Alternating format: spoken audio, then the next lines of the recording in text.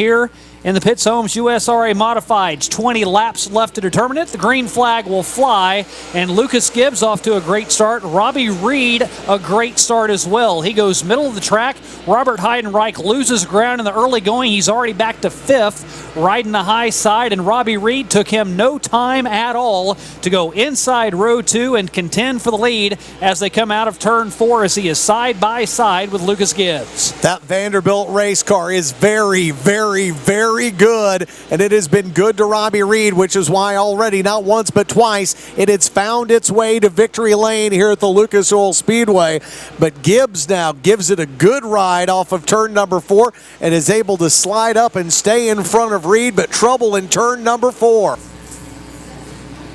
Lucas Gibbs will push the go button first. Robbie Reed will follow suit, slides up in front of Middaugh, and then goes right to the high side of the track. He will lose some ground as Middaugh crosses over on him, gets inside of him and takes over that second spot. Now Colson Kirk in the 55. He's going to ride down on the low side as well, and he'll get inside the number 5 as they're side by side, a battle for third. A car drops to the infield, and that is Kirby Robe, that aforementioned number 1 that brought out the first caution.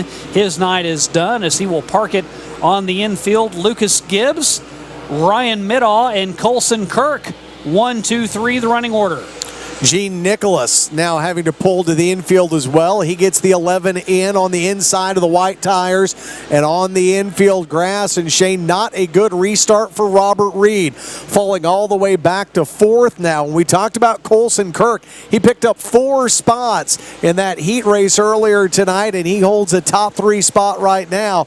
But Reed starting to take that number 5 Vanderbilt race car back to the top of the track and see if he can find the line that he liked on those opening 2 laps. Gene Nicholas was able to get inside that white tire, so that's going to serve as a buffer for him, allowing the green flag to stay out, completing lap number 6. Now the question is, with Gibbs out in front, Middaugh in second. Now Robert Hollywood Heydenreich has gotten around Robbie Reed, so Reed has dropped all the way back to 5th to match the car number slapped on the side of the door panel. Now Middaugh slowly starting to reel in the 55. He will get right up on the back bumper off of turn 2. Gibbs has the advantage on the straights, a little more horsepower, but you can tell from the apex of the turn to exit of turn 2 and 4 is where Middaugh has the advantage, able to catch up with that number 51. That Bailey race engine under the hood of Lucas Gibbs's car has been roaring. Will start out high, but he won't stay there for long as he will hammer down over in turn 4, go to the low side. Ryan Middaugh stays right with him. Colson Kirk and Robert Heydenreich side by side in a battle for third. Now Robbie Reed, where that high side started to work for him early in the race, may start to come back to him as he pulls up even with Heydenreich, tries to grab that position away from him, and looks for a little run off of turn 4 to catch up with that 55 of Colson Kirk.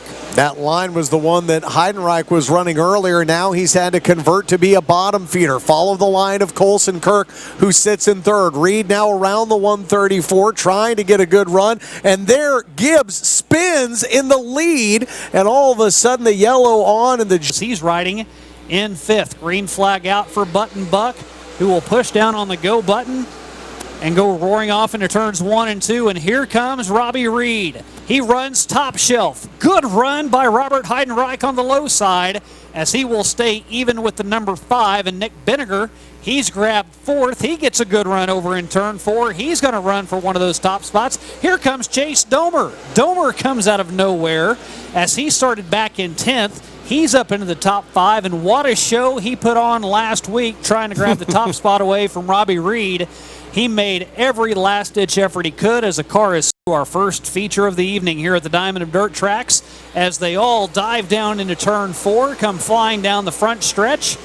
And Robbie Reed stays to the low side this time, right behind the 21, and what do you know, Hollywood goes high side. The 134 tries to find the tacky stuff up top, get a little bit of grip and get a run off the turn. A good 2-car links in between the 1st, 2nd, 3rd, and 4th place running machines. Chase Domer makes a run back behind Nick Bittinger for 5th, but then we'll have to drop back. And here comes Chase Jones in the 0-3. Haven't talked about him as of yet. He finished third last week, sits fourth in the points in that GRT chassis. He's starting to rally as he's worked up to sixth. Just a ton of talented drivers out in front of this one. Then maybe a little bit of contact between Domer and the driver of the 3B as Hollywood continues to throw his car through the top of turn number 4. Gets a good run. He was 0.4 of a second off the back end of Robbie Reed before, but Reed got a little bit more run that time on the 134. Things going well back for 5th now as Jones gets a great run down the back stretch and is going to go side by side with Chase Domer as they work their way off of 4. And look at Jones, the 0-3 on a rail right now. Got his first top 5 of the season last week, had one top 5 last year, finishing 10th in points. And now he's got his number 0-3 up into a top 5 position right now as he battles with Nick Benninger running the high side. That's a battle for 4th between Jones and Benninger. Ryan Middaugh very slow to press down on the loud pedal, but will. And now Robert Heydenreich to the inside of Robbie Reed. He's going to take a different line, try the bottom side. He's going to have to do something to get around the number 5 as they were both taking the high line, and it just won't work for Hollywood. He goes right back to the top shelf. The top 4 cars, the only one that goes low side is Ryan Middaugh, and they make contact on the front stretch. Middaugh tried to drift up high on the track, didn't know that Robbie Reed had the run that he did. Contact right underneath the flag stand, and now they're wheel to wheel. 4 laps left. It'll be 3 when they cross this time off of turn 4. Advantage goes to Reed by a car length out in front of Button Buck. Robert Heydenreich in tow in 3rd, and a car slowed over in turns 3 and 4, and that will bring out the caution again of Ryan Middaugh.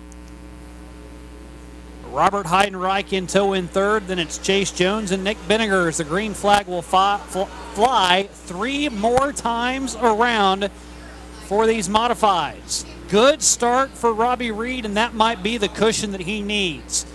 Heydenreich goes high side, a run off of turn 4 to try to get to the outside of Middaugh. He will. He gets 2nd with 2 laps to go. Does he have enough time to catch up with Robbie Reed? As it'll be a green, it'll be a white, it'll be a checkered flag finish as the green flag flies, and Heydenreich unable to catch up with Robbie Reed on the initial start, but right back to the top shelf he goes. If he can get a run off of 2 and keep it close, he may have a chance. A good run down the backstretch. High side again, white flag in the air, this time by. It was a 0.4 second lead. Now it's a half a car length, down to 2 seconds. Heydenreich up on the top side again. Another run off of turn 4. Can he try the crossover? Stays up top. Another run off of 4. Robbie Reed stays middle of the track, pinches it up, and at the line, it's Heydenreich! Robert Heydenreich will pull it off on the very tail end. See if they can put on a similar show here in turn number 4 as the street stocks come screaming to life. Maggard buries his race car to the bottom of the track. Jackson in that 356 gets a little bit of a run off the top of turn number 2, and Brown follows right behind him in the 111.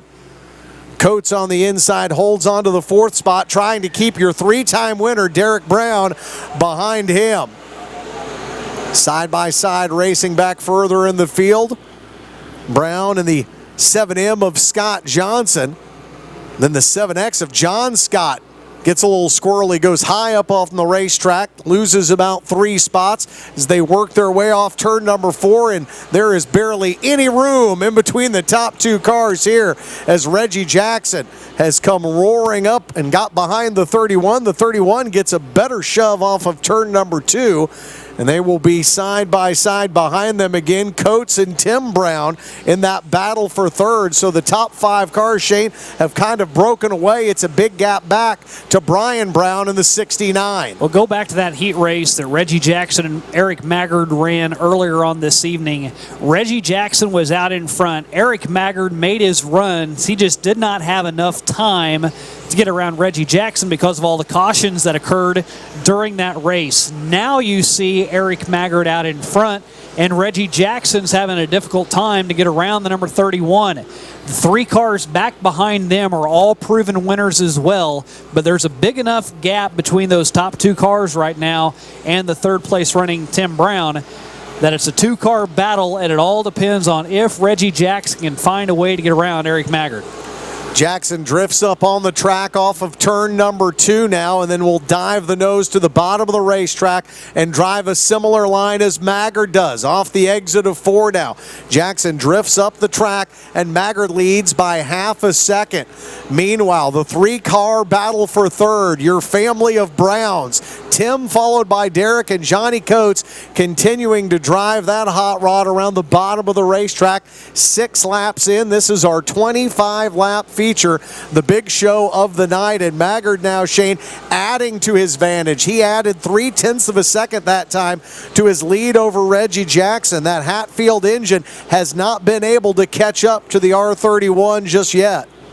Well, we have seen Derek Brown win in a number of different fashions. One week he leads every single lap. Another week he gets DQ'd during the heat race, has to start tail back, and he ends up winning that one as well. A last lap pass for another win, his 3 wins so far. You can't count him out here tonight. Yeah, he's sitting back in 5th. There's a good 17 laps left, but I think the thing you've seen so far tonight anyway is the first couple of weeks Derek Brown just dominated. He's got 4 cars in front of him right now. He can't find a way to navigate traffic and get through them. I think the other cars are starting to catch up with how talented he is. Well, the 111 knows the talent that Derek Brown has. Tim Brown, a former Big Buck 50 winner, trying to pull up alongside the 356 of Lebanon, Missouri's Reggie Jackson and wanting the number 2 spot. He's got a good run off the bottom of turn 2, and he slides up in front of the 356. All the while, Maggard able to continue to add to his advantage. Jackson up high around the cushion, but he gets a good run off the top of turn number 4 and holds on to the number 2 spot, but just barely as the 111 keeps slowly coming, just kind of like in one of those slasher movies. It always seems like the bad guy's just slowly walking while everybody else is trying to run away, and Brown continues to creep closer to Jackson, trying to take away that spot. Now Derek Brown has gotten around Johnny Coates. He has sole possession of 4th place, and that Brown race car, Shane, around the bottom of the track does really well, but Kenny Shelton starts to go a little early. The green flag goes up, the hammer goes down inside the R31, and it's going to be 3 across as they enter turn number 1. Brown, Coates, and Jackson, as Tim Brown has gotten out in front now. Jackson shuffled back to 4th with Derek Brown to his inside. Johnny Coates kicked back to 5th, side by side with Frazon and Brown back further back in the field, as we have got Maggard moving around the bottom of the racetrack, and Brown now, Shane, trying his hand at the top of the track. The 111 drifting back now, giving Maggard a good run. Jackson shuffled back in the field. They're 3 across now as Toby Ott, who started in the last row, has cut the field in half. He's got his car up into the top 10. He's done a great job of moving through the field. So has Cody Frazon, as he started back in 11th, and he is running in 7th right now. So he's moved up a couple of spots to become a contender for a top 5. Eric Maggard again, that lead continues to be just about the same. This time it's 1 second over Tim Brown. Brown now has his hands full with Derek, who looks to the inside. Little family battle off of 3 and 4. Jackson continues to carve up the top of the racetrack. Johnny Coates drives it through the middle of turn number 4, and Coates gets his nose out in front of the 356. Coates now up the racetrack in turn number 2. Jackson takes the spot away, putting his race car back into 4th, and Maggard now, Shane, with that caution, he was getting ready to have to, you mentioned the caution being the great equalizer. The other one sometimes is lap traffic. Maggard was getting ready to have to negotiate lap traffic. Now he does it. There's a full half a circuit here on the racetrack clean in front of him, and the 44 is the last car on the track right now. Maggard comes under the flag stand. stand with Tim Brown behind him. Still a 1.1 second advantage, 17 laps into our 25-lap feature. Derek Brown at the bottom of the racetrack will follow up in line behind the 111, then back to the bottom of the track. The 111 continues to run up in the high rent district, trying to navigate the top of the racetrack, and it has done well, but it hasn't allowed him to get any closer to the 31. Maggard is consistently staying a second ahead of Tim Brown. The 111 is at some point in time going to have to come off that line and try something else. And the same can be said for Derek Brown, who's running pretty much the same lines lap after lap. Just allowing Eric Maggard to continue to stay just enough ahead with a 1.2 second advantage that last time around. They'll get the 5 to go sign from Mike Striegel this time by. Maggard rolls underneath the flag stand with the Browns giving chase. Coates behind them. They run 1, 2, 3, 4. It's a two-car battle for fifth now as Brown pulls up alongside Jackson. This is Brian Brown, and he gets the 69 in front of the 356. A good run for Jackson as he works the top of turn number 4 again. See if he can take that spot back, but no, Brown able to slide up in front of him and halt his progress here under the Saturday night lights at the Lucas Oil Speedway. And for Eric Maggard, it's about making perfect laps right now. Hit your spots, don't do too much. You've got a big enough lead. You can see them well in the rearview mirror. They're far enough behind you. Just ask Lucas Gibbs what can happen whenever you're running out front and you think you've got it done. You take yourself out of a race pretty easily if you get a little anxious in a turn, and Eric Maggard still now starts to expand that lead. It's up to a second and a half, and there's an equal. The field piling up behind him, pushes it to the floor, and we go back to green flag racing.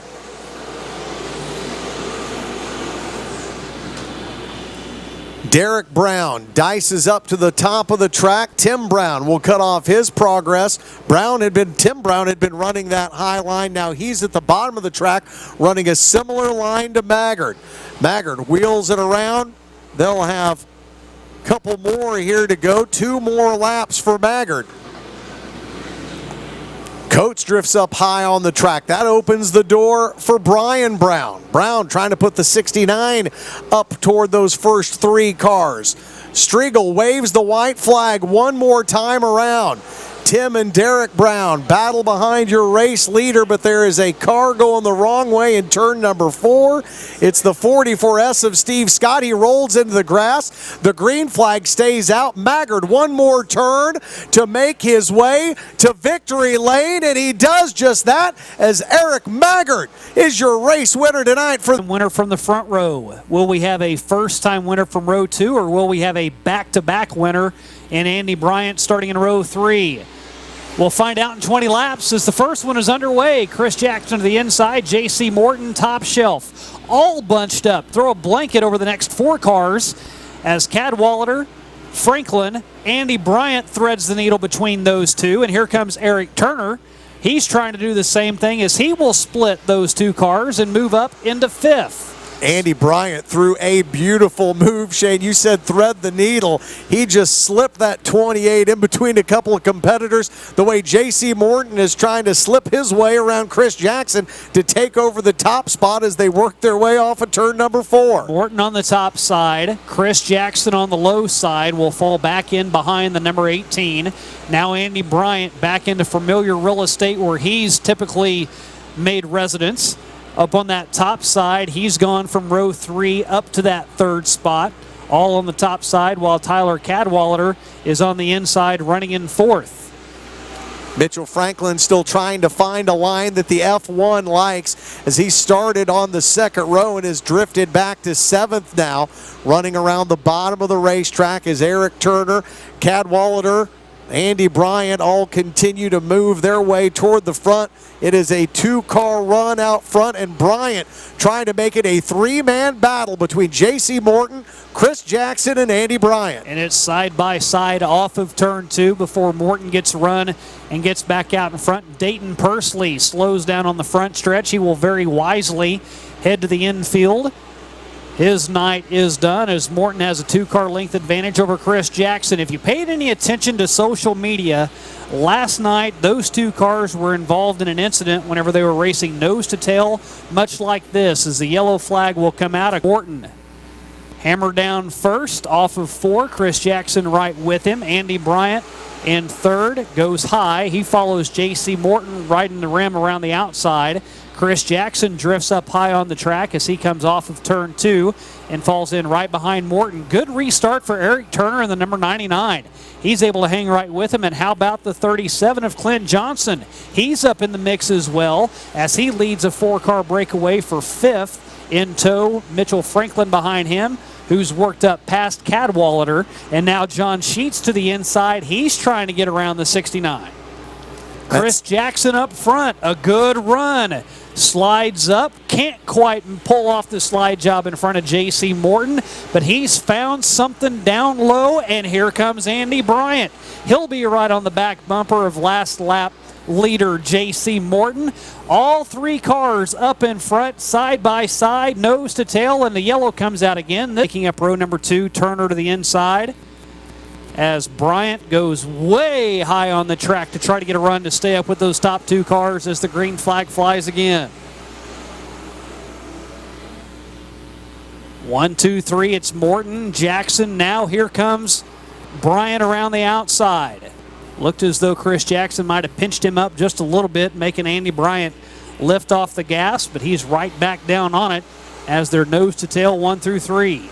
One of the rare times you'll see Bryant go to the bottom of the racetrack. He thought he'd have a good enough run, and Jackson might give him the room, but instead Jackson pulls away from the 28 from Fort Scott, Kansas. J.C. Morton and Andy Bryant back up on the top of turn number 4. It is Morton still in control of this one with a 0.3 of a second advantage over Chris Jackson. Jackson continues at the bottom of the track.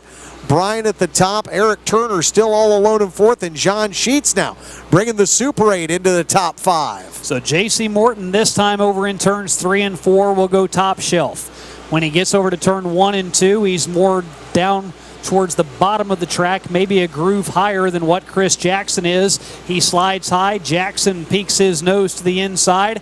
Now he'll dive bomb again. He knows JC's been going up top over in 3 and 4. That's where Jackson looks for the opening. Unable to make the slide job there off of turn 4.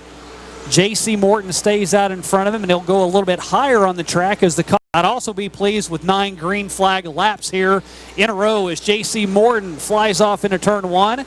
Chris Jackson and Andy Bryant run 2nd and 3rd.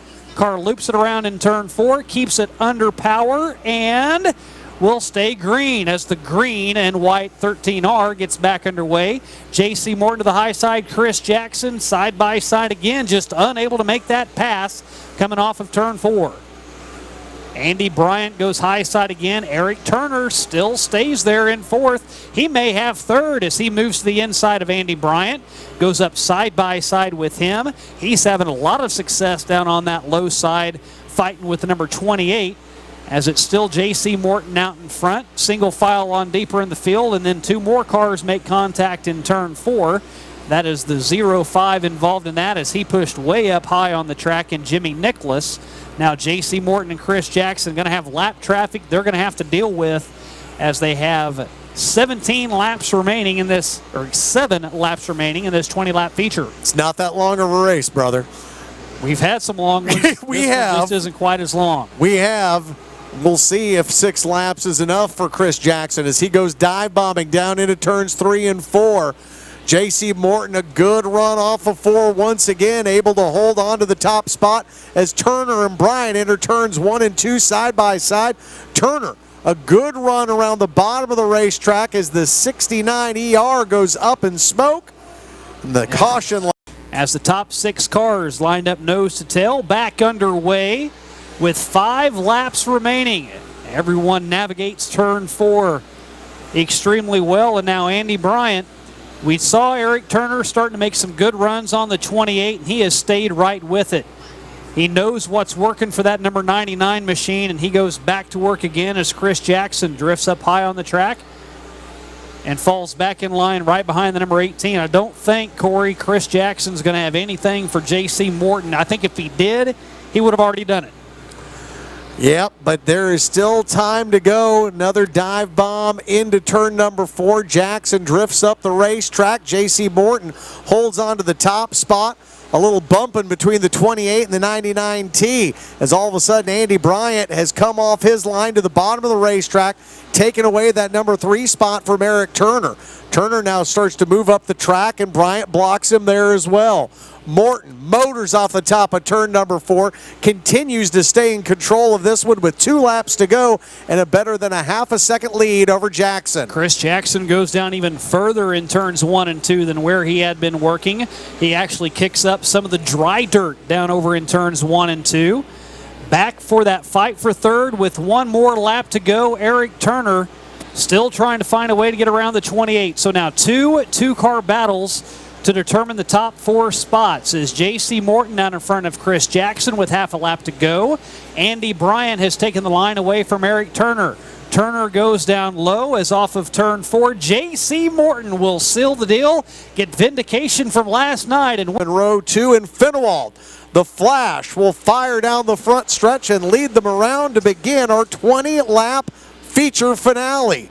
Shute gets a good run off of turn number 2, and the driver from Des Moines, Iowa jumps out in the lead, trying to take the top spot away from Finwald. The 2-time winner will follow Shute around as they make their first lap and put it in the books.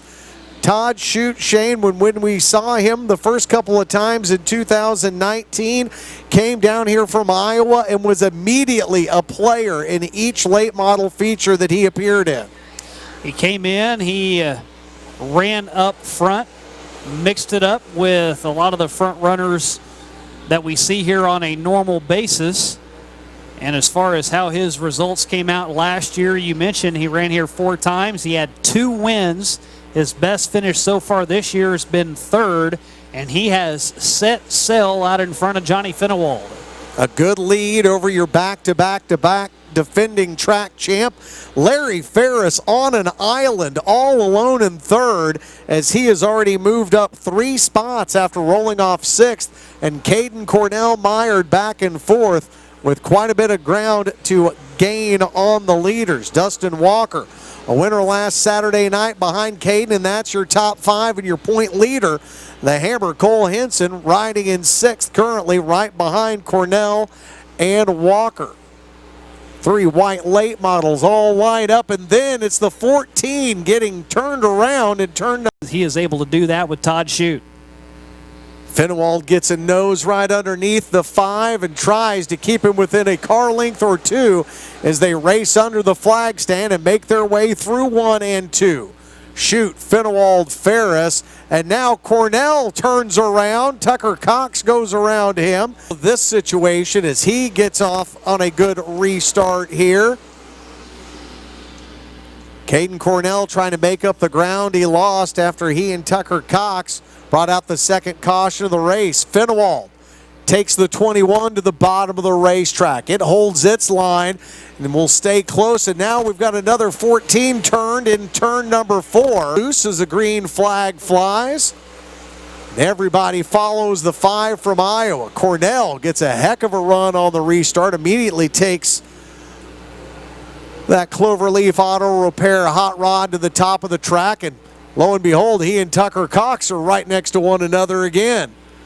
Finewald trying not to give up any ground to Shute, 0.4 of a second behind your race leader as Larry Ferris and Cole Henson ride in 3rd and 4th. Cornell has got that top side of the track working, gets around the 0X of Jason Civils. We'll try and get a couple of cars here with Tucker Cox to the inside, Chad Richwine in the middle. Richwine dives to the inside, then comes back up the track, and Cornell able to hold on. Looking back up front, Corey, you mentioned what Johnny Finewald likes to do is drive the race car, not let it get out of control. He is about as consistent as it gets. Very rarely do you see him make a mistake behind the wheel. What he's really good at as well is capitalizing whenever cars in front of him make a mistake. He just waits his turn, knows that the race is not done until all 20 laps are clicked away. Whenever we saw what he picked up, whenever he picked up a win, it was because Caden Cornell lost it all on his own over on the top side in turn 2 earlier on in the year. So don't be surprised just to watch Johnny Finewald let these laps click away, try to make a move late, and then try to see if Todd Shute makes a mistake all on his own. We are halfway home, 10 laps down. The crossed flags in the hands of the man on top of the flag stand, Mike Striegel. And again, the differential between number 1 and 2 up on top of the pylon continues to hover around just about a half a second. 5 or 6 tenths of a second, the differential between Shute and Finewald. Finewald shaved a couple of tenths off that time as he takes that black and white and blue hot rod to the bottom of the track. Then he follows in the tire tracks of the 5. Finewald forces it to the bottom of the racetrack again, but still can't close within much more than about 2 car lengths of the race leader, Todd Shute. Cornell and Cox now starting to try and run down Cole Henson. The 31, a rough night tonight. Couldn't really get much going earlier on in the heat race. Holding on to that 1-point lead in the point standings. All the while, the guy that's 1 point behind him is running for the race lead, trying to catch up to the 5 of Todd Shute. Staying right there with him, 0.4 second advantage for Todd Shute over Johnny Finewald on lap 13. Finewald's going to cut into it a little bit more as it's now down to 0.3 seconds. He just gets closer and closer. He's got 6 laps left to do something with Todd Shute. We've talked about guys that drive the bottom of the racetrack catfishing. Right now, Johnny Finewald seems more like a shark. He continues to try and hold that just 2 or 3 car lengths differential between he and Todd Shute. Shute hasn't missed his mark yet, but we've got 5 laps to go. Make that about 4.5 as they work their way through 3 and 4. Finewald, a good run off of 4 that time, almost momentarily pulls alongside Shute, and it's about a car length now, the difference between the 5 and the 21. And again, it's not Todd Shute making a mistake, it's Johnny Finewald going lower on the track. He's getting down even further in the apex, and he's able to make that turn a little bit harder. He takes it right down to the tire in turn number 4 that time, but Shute holds on to the 0.3 of a second advantage as your top 2 cars in the field coming up on the back of Ashley Lancaster now, as Lancaster in turn number 4 with Shute and Finewald bearing down. They now exit turn number 4, and there will be 2 more circuits remaining in our 20-lap feature finale. Finewald has already found his way to victory lane twice on this season. Todd Shute, a 3rd place finish in an earlier trip here, and they've got 1 more lap to decide this heavyweight title fight. This time, Finewald goes up the racetrack, a big gap now between he and Shute. Shute content to ride behind Lancaster. Finewald with 1 more chance off of turn number 4. It will be Todd Shute finding his way to victory lane again here at the Diamond of Dirt Tracks.